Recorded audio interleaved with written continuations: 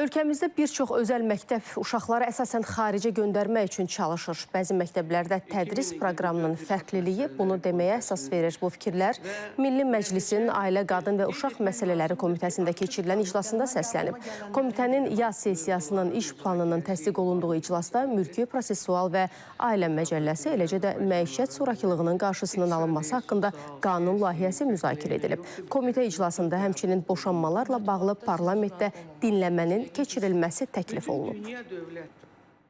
Biz bu uşaqları kimin üçün böyüdürük?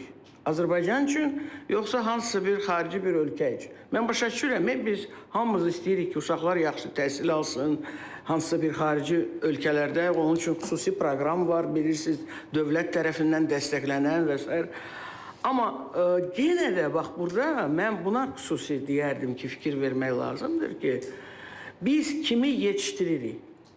Burada Azərbaycan dili xüsusi gərək o məktəblərdə buna diqqət olsun.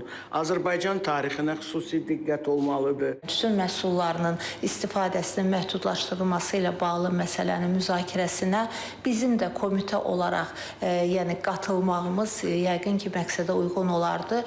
Çünki bugün bilirik ki, sadəcə tütün məhsulları deyil, onun prekursları, onun davamı olan deyək ki, narkotikanın yayılması nə qədər ailənin pozulmasına, dağılmasına səbəb olur, uşaqlarımızın taleyini məhv edir və düşünürəm ki, bu birbaşa həm də eyni zamanda, həm birbaşa, həm də dolayısıyla bizim də komitənin problemidir.